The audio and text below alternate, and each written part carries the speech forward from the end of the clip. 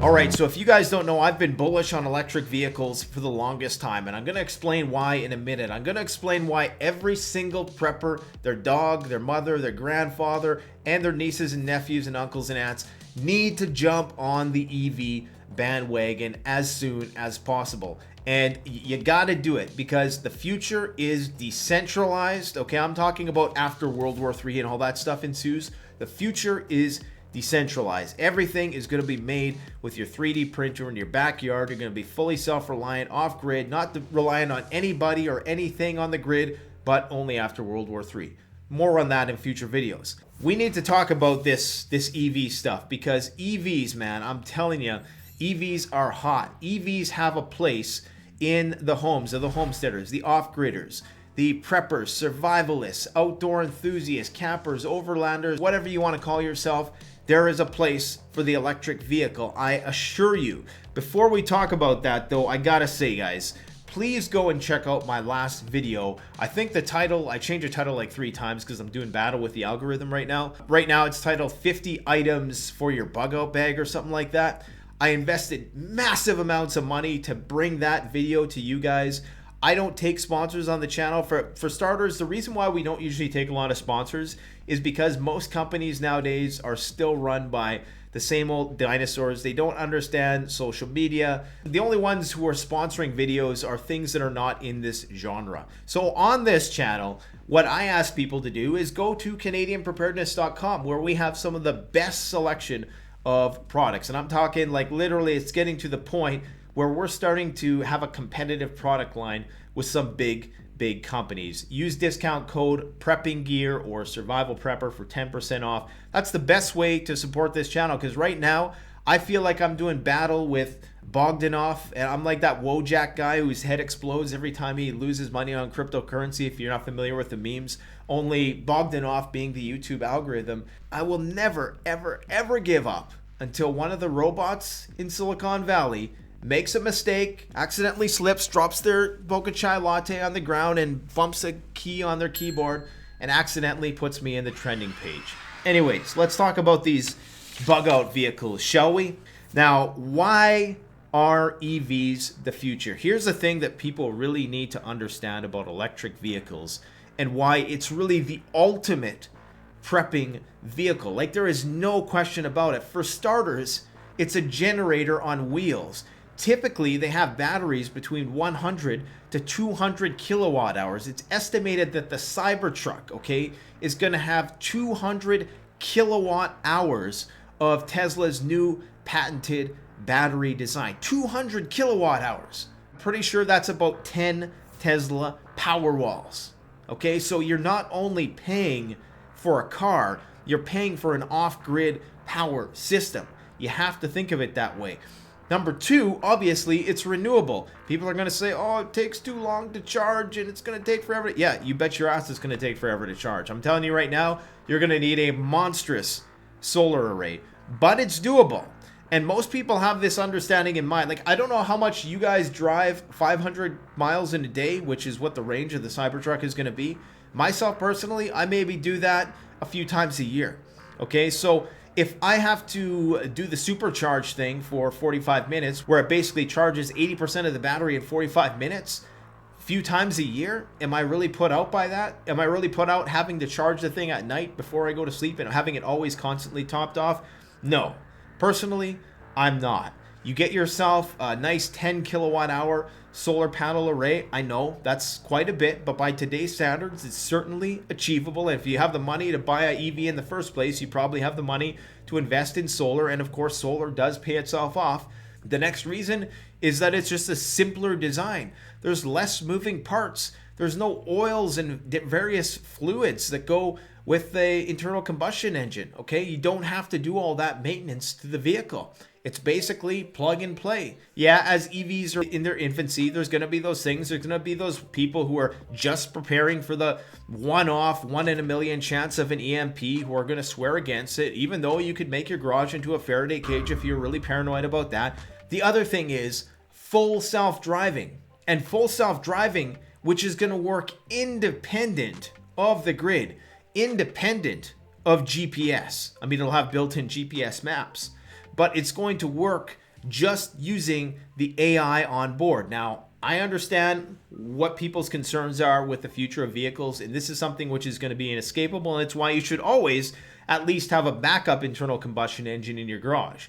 Because, of course, the more we become technologically dependent, the more they can turn it off with a switch. I get that, okay? I get that. If we enter dystopian world and the government wants to shut off everybody's cars, they could possibly do that. There's always going to be hackers, people who can unlock devices. So you're going to see that in the future as well. The fact that they are silent should also be emphasized. Imagine trying to creep through the post-apocalyptic wasteland in my 5.7 liter V8 out there. You know, that thing is going to attract every starving cannibal in earshot.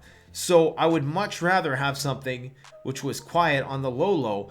And yeah, to have an onboard power system, okay, that you could power all your electronics from at any given time. Most of these cars are going to have their own inverters in them without having to jerry rig all that stuff, without having to bring a Jenny around like this Inergy Flex here. This is a way for preppers to take part in the future. See, my biggest problem with preparedness is that oftentimes it's at odds with technology. Okay, because most preppers are self-reliant, retreat, you know, kind of restrict yourself to a certain level of technological progress, kind of like the Amish to an extent, but not quite that extreme. But it doesn't have to be that way, okay? Because things like 3D printing, robotics, electric vehicles, solar technology, these are going to be things that are not only going to be on the cutting edge of technology, but are also going to be very liberating. Okay, they're going to be very in line with the libertarian values. Whether you're a libertarian conservative or a libertarian socialist or a libertarian whatever, they're going to be in line with the values of being independent, self-reliant, self-determined, and being free. So let's get to the point here. So let's talk about Ford Lightning versus Cybertruck. Now, I really tried to give the Ford F-150 Lightning a chance. I mean, I got to be honest, right out the front, I reserved my Cybertruck within the first couple days of its release. It took me a day or so to kind of come around to it and figure out why it's so awesome, but I did.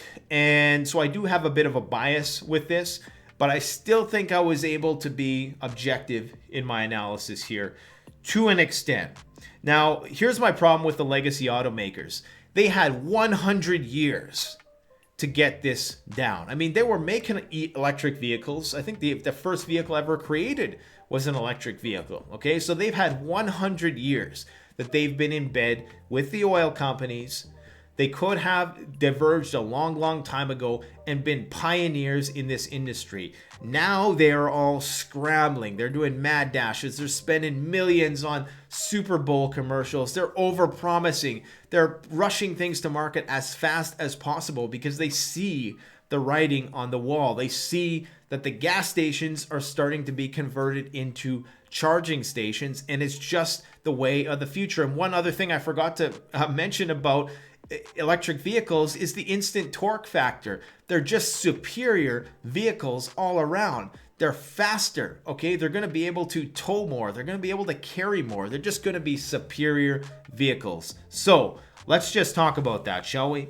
Now, the Ford Lightning F-150, the one thing it really has going for it, and probably the most important thing from a preparedness perspective, is the gray man factor. It's not going to be entirely indistinguishable because you're going to be able to tell it from an F-150. If you're not a truck person, though, you know, you might not really know the difference at first until the person opens up the massive frunk. But I don't think it's going to stand out nearly as much as a Cybertruck, okay? The Cybertruck is not going to be gray man at all, probably not for 30, 40 years. But that's really what the Ford has going for, is that it's going to be discreet. And that is definitely something worth noting in any situation. If you don't want to be the guy that stands out with your big jacked up Toyota Tundra with the RSI Smart Canopy on it and the Prinsu and the spare tire and all the rest, then don't be the Canadian prepper, okay? That's the one problem with being a prepper is you try to be gray man, but you add a thing and you add a thing anyways. So yeah, that's what the Ford has going. That's the number one benefit of the Ford F-150 and quite possibly the only benefit, but we're gonna keep going here. Now with the Cybertruck, the 30 times cold rolled steel exoskeleton is also a supportive structure. So this is going to allow the Cybertruck chassis to carry more weight, to carry more payload, because what Ford is doing, look, Ford is great on the production line and all that stuff. They invented the production line, but the problem is they're trying to stuff all this stuff in to an old ICE combustion engine design, when that design is no longer relevant for a skateboard EV platform where you have the heavy lithium batteries on the bottom. This new design by Tesla is not only going to be physically stronger and virtually indestructible, well, maybe that's going a little bit too far, is going to be bulletproof, and you've seen people hitting it with a sledgehammer, and I know the windows broke. That's something they're going to fix, and do you really need bulletproof glass anyways? I don't think so, but that's just another benefit, is that the glass is not going to shatter. Some people are going to say, oh, that's a safety issue because, and I would say to that, well, do the elites who drive around in bulletproof vehicles, do they worry about safety? Because apparently a lot of people who are rescued from accidents, they're either using the jaws of life or they're using a crowbar or something like that, okay? There's very few situations, what I'm trying to say, where you're, trying to smash your way out of a window, unless you do something stupid and drive off a bridge. But now we're getting really off topic. That's one big thing with the F-150. The body is not going to be anywhere near as durable, okay? It's not going to be corrosion resistant. It's going to have the crumple zones. When you get in an accident, it's going to shrivel up and die, and it's going to be a write-off. The Cybertruck, that's going to be like one of those old Cadillacs or something. That thing is just going to be a big hunk of steel on wheels. Now, the one thing that the Ford has going for it is the interior. Ford has had to master the interior of their vehicles. They look really good. They function really well because their drivers need to feel comfortable while they're waiting on the side of the road for the tow truck to come. And for that, I got to give it to them. I mean, the interior design of the Ford, in my opinion, is far superior to what Tesla is offering with their minimalist design. Now, the Tesla can seat more people. I believe it's seat 6, and the Ford is going to seat 5.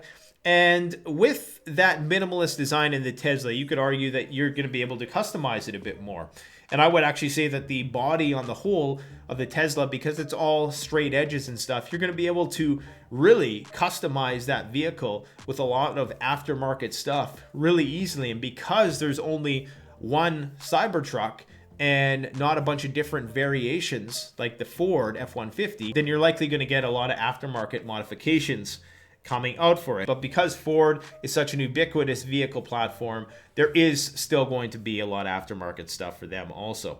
Now, the frunk on the Ford is a little bit larger apparently, and one thing Ford has tried to do here is they've tried to give you a whole lot of power ports, okay? They've tried to make this their staple. This is going to be their thing. They want to be the prepper's truck, because what they're trying to do is make this vehicle be able to power your home in the case of a power outage. Something, I should say, that all Teslas are capable of doing. I think they have this thing called camp mode. The Ford claims that it's going to be able to deliver up to 9 kilowatts of DC power to an AC inverter, which is going to tie into your home. So you're going to have some sort of home integration kit on top of this, but there will be an onboard AC inverter for the plug-in outlets. I got to give it to Ford. That's pretty impressive. If you can power your house for what they're saying is 3 full days, realistically, with 100 plus kilowatt hours, if you use it conservatively, you can power stuff for a long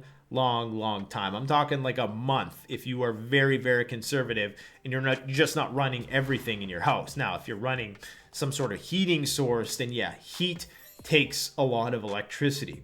And that might be one downside to electric vehicles, is how they're going to function in winter. But here's the problem with Ford, is that their whole manufacturing process with this thing is going to be FUBAR, because they're planning on building these new factories, but they have no experience building factories and scaling vertically for electric vehicle production.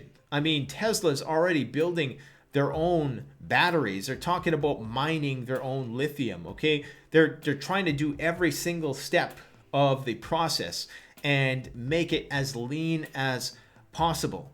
And this is something that Ford is going to need to do. They're not doing it yet. They're saying that they're going to do it. And sure, they have all of this experience running production lines, but they don't have experience with electric. In order to actually be able to deliver that amount of vehicles to fulfill the demand that's going to be there, I cannot possibly see how they're going to be able to do this until 2023, maybe 2024. They're saying 2022, but I'm very, very, very skeptical of that, especially seeing as we're currently in the midst of a chip shortage and there's just shortages all across the board. I don't see how they're going to do that. The new Tesla battery proprietary technology is going to be smaller, denser. It's going to be lighter weight. It's going to be able to deliver more power. Okay, the battery technology is just superior. Unless Ford is doing some really aggressive research and development on another kind of battery altogether, like graphene batteries or something like that, then I can't see how they beat Tesla in this department for a long time. Now, especially with respect to full self-driving, okay? Tesla is light years ahead of everybody with full self-driving, and don't let the media shills fool you, okay? They are close, and they get closer and closer every day as Skynet learns more and more about its surroundings. Tesla will win full self-driving. There's no doubt in my mind about that based on the research I've done, and every other automaker is so far behind. It's going to take them years and years to catch up. All these legacy automakers are panicking because they're at least 5 years behind. That's why Tesla's stock skyrocketed when everyone realized how far ahead they actually were. And look at how fast they're throwing up factories. They're throwing up Giga factory Shanghai. They're building a Terra factory. They're building Terra factories. They're building factories in Berlin. They got the Fremont factory. So they're building factories at a breakneck speed. They got a lot of money in the bank. They got the corporate greensters in the White House. And another thing Tesla has is the supercharge network. The ability to charge vehicles really fast and not have to rely on third-party chargers, even though you can still charge your car. But Tesla has its own proprietary supercharging network, which can charge your car, if I'm not mistaken, up to 80% in about 45 minutes. So if you're me and you're doing a road trip, you're going to be taking a break every 400 miles anyways. What's the big deal waiting 45 minutes to charge your vehicle? People need to understand that the technology is going to keep improving, that by the time you do eventually get your Cybertruck or F-150 Lightning, whatever you choose to get, the technology is going to have improved, and it's going to keep improving. The charge times are going to get faster. The battery storage is going to get denser. So don't worry about all those things. It's going to get better. Now let's talk about the payload of the Cybertruck. 3,500 pounds, okay? Because of that supportive stainless steel exoskeleton, they're able to carry a lot more weight. 3,500 pounds, nearly twice the amount. Okay, my Tundra can only carry, well, it's only supposed to carry 1,200. I can push it to around 1,700 because there's a 3-inch lift on it. But I'm telling you, 3,500 pounds is a lot of weight. Okay, you could easily put a massive camper on the back of there, no problem. The Ford can only do 2,000 pounds. Now, in terms of mileage, the Cybertruck, which I should say is cheaper in the top tier, and part of the reason why it's cheaper because they have that stainless steel body, it's going to be cheaper to manufacture. Okay, 500 miles is what they're saying. Now, are they being conservative? Is that 500 miles without towing anything? We don't really know yet. Okay, we can probably venture to say that even if they can get 400 miles towing something, that's going to be pretty good. Nobody's going to be buying the base models of these. Nobody who drives a truck is going to want the front wheel drive. Maybe some government agencies are going to, buy a bunch of those low base entry level Fords just to make a point or to virtue signal or whatever. But most independent people are not going to be buying the base models. People are going to be buying the top tier model. So that's what we're comparing here. Ford's top tier model boasts 300 miles of range. According to Marcus Brownlee, who tested it out recently, He says that Ford is being conservative in their estimates because they're factoring in that you are towing 1,000 pounds at all times. If that's the case, then props to them for being conservative, but they certainly aren't being conservative in their over-promising of delivering hundreds of thousands of vehicles by 2022. Now, the Cybertruck boasts 690 horsepower and 824 foot-pounds of torque. The Ford, on the other hand, less power delivery. The batteries aren't as good. The motors aren't as good. 563 horsepower and 77 foot-pounds of torque. The Cybertruck can tow up to 14,000 pounds. That's serious business, okay? That's getting into, if I'm not mistaken, that's definitely getting into the Ford F250, F350 realm of things. The Ford F150 Lightning, 10,000 pounds, which is pretty much what my Tundra can tow right now.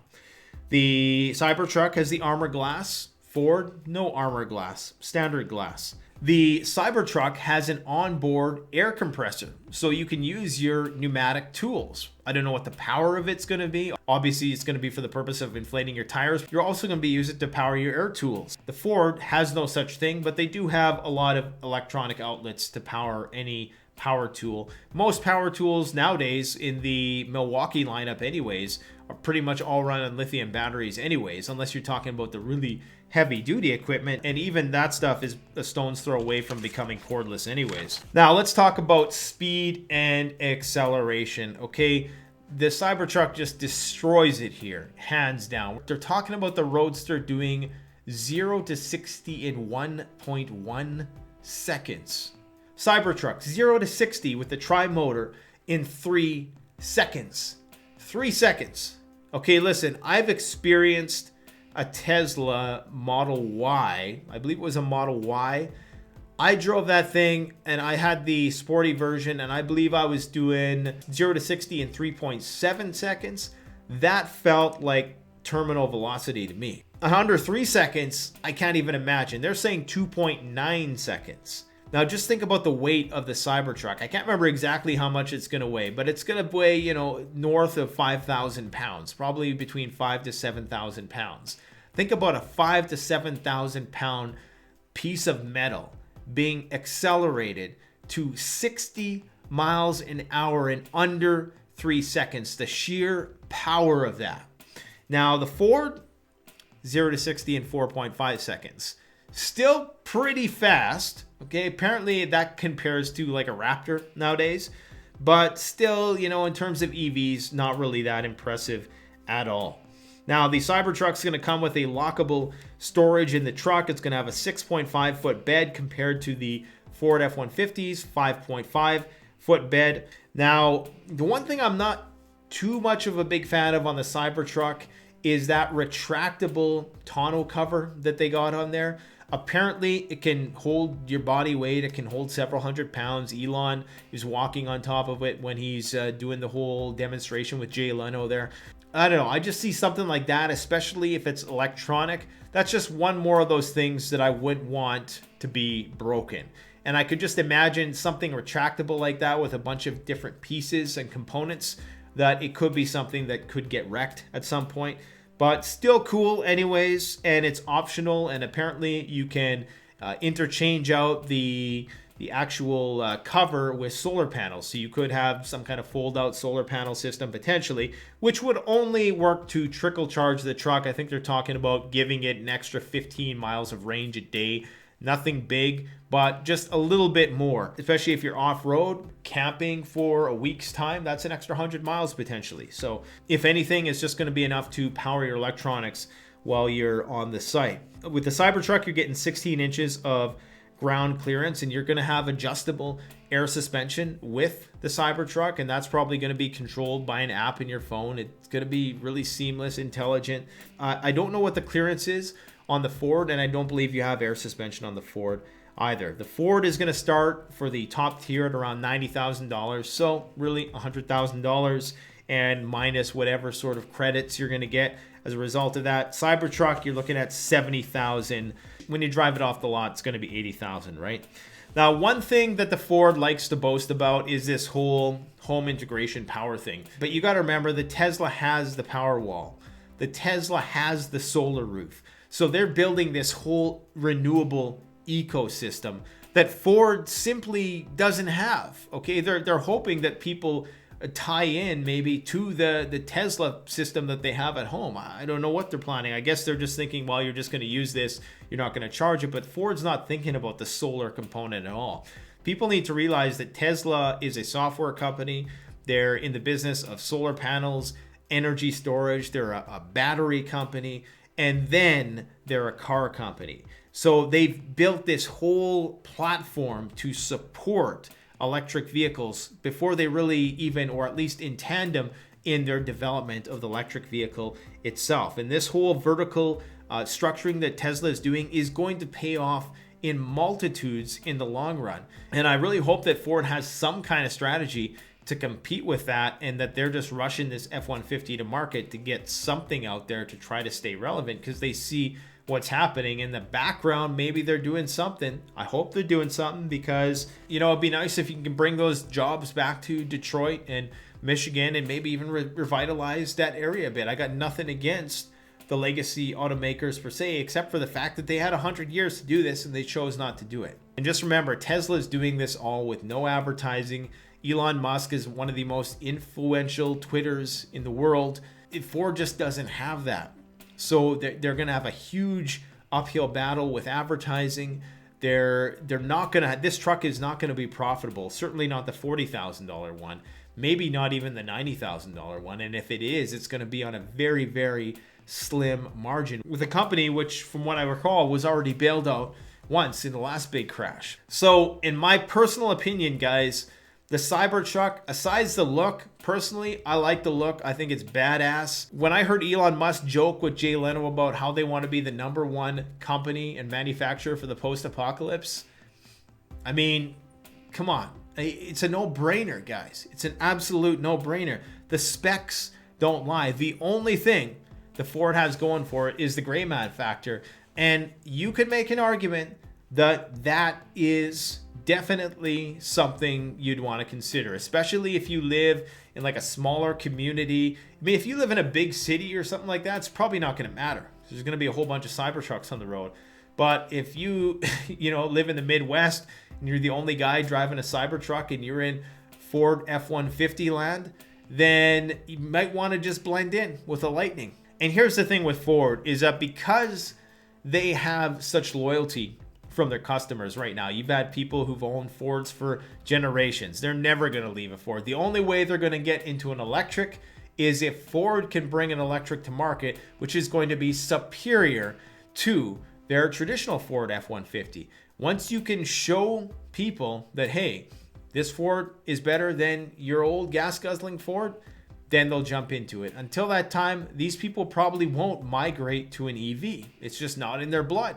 That's where Ford has an advantage, is with the legacy loyalty with their existing customers. But I would argue that that is starting to wane a little bit because people are starting to see the specs. There's a whole new generation of people who never set foot on a farm in their life, but they see what's coming. They see the writing on the wall. They want to be prepared. What's the best truck? Well, probably the one that can stop small arms fire. Did I even mention that? That the Cybertruck can stop small arms fire? Yeah, the bulletproof truck that can stop small arms fire and go 500 miles and evade road wires doing 0 to 60 in 2.9 seconds in stealth mode. I mean, come on, man. It's a no-brainer. Whether you old-timers like it or not, I'm telling you that in 20 years, 30 years for sure, every vehicle on the road is going to be electric. 90% of vehicles on the road are going to be electric, and it's going to be normal. So you can do one of two things in that situation. Actually, you can do three things. The third is the most logical. You can resist it, and you can hold on tight to your ICE engine until the government comes and takes it from your cold, dead hands. Or you can embrace it. You can get ahead of the curve.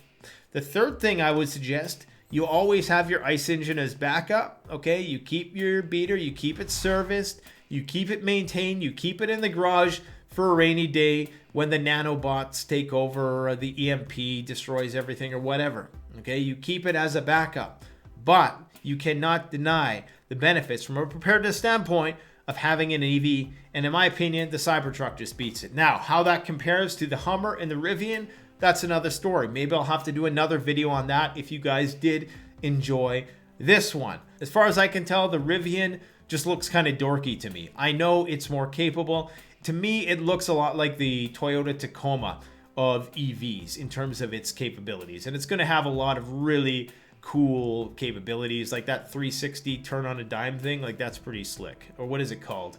I can't remember what it's called, but the car just turns instantly. Real kick-ass, okay? There's no denying that. And that in itself is going to sell people. It's not sure about the features of the Hummer, but I'm sure it's pretty cool too. I personally think no matter what EV you get, now's the time to be giving serious consideration to this, because remember, you're not only buying an electric vehicle, you're buying an off-grid power system. Getting the solar panels is the easy part. The hard part is getting batteries to store the power in that you can easily maintain. That's why Tesla made the Powerwall. That's just far superior to storing in lead acid batteries. Now, if you can do that in your car, and these new batteries are going to have longer life cycles. Let me know what your thoughts are in the comment section below. Thanks for watching, guys. Please, please, please go and check out my last video, 50 items to put in your bug out bag. I beg of you. Thanks for watching, guys. Stay safe, stay prepped, because remember, the day is coming and the strong survive, the prepared thrive. Thanks for watching. Canadian Prepper out. The best way to support this channel is to support yourself by gearing up at CanadianPreparedness.com. Your one-stop shop for premium, high-quality, brand-name products that have been tried and tested by myself and other YouTube gear reviewers. My subscribers save 10% off by using the coupon code SURVIVALPREPPER. All one word in all caps.